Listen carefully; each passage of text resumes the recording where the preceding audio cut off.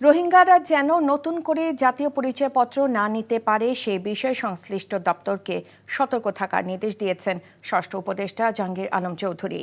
সকালে রাজধানীর আগারগাঁওয়ে বাংলাদেশ কোস্ট গার্ডে ৩০তম প্রতিষ্ঠা বার্ষিকীতে প্রধান অতিথি হিসেবে যোগ দিয়ে একথা বলেন। তিনি বলেন, জাতীয় পরিচয়পত্র থাকলে পাসপোর্টের ক্ষেত্রে নাগরিকদের পুলিশে ভেরিফিকেশন লাগবে না, তবে হাজারো রোহিঙ্গার কাছে জাতীয়পত্র রয়েছে।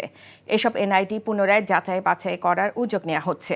এছাড়া উপদেষ্টা বলেন, ৫ আগস্টের পর থেকে সরকারি প্রতিষ্ঠানগুলোতে দুর্নীতি অনেকটাই কমে গেলেও সহনীয় পর্যায়ে আসেনি। প্রতিষ্ঠা বার্ষিকীর কর্মসূচিতে কোস্টগার্ডের সালাম গ্রহণ করেন ষষ্ঠ উপদেষ্টা। পরে বীরত্বপূর্ণ ও সেবামূলক কাজের স্বীকৃতি হিসেবে ৪ ক্যাটাগরিতে কোস্টগার্ডের ৪০ সদস্যের হাতে পদক তুলে দেন তিনি।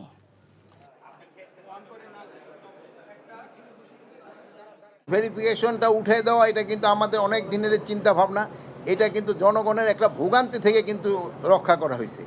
এখন রোহিঙ্গারা যদি, যেহেতু পুলিশ ভেরিফিকেশন দরকার হবে না এই পাসপোর্ট পাওয়ার জন্য যাদের ন্যাশনাল আইডি আছে, এখন তার ন্যাশনাল আইডি সময়েই যেন রোহিঙ্গারা ন্যাশনাল আইডি না পায়, এই জন্য ব্যবস্থা নেওয়া হবে।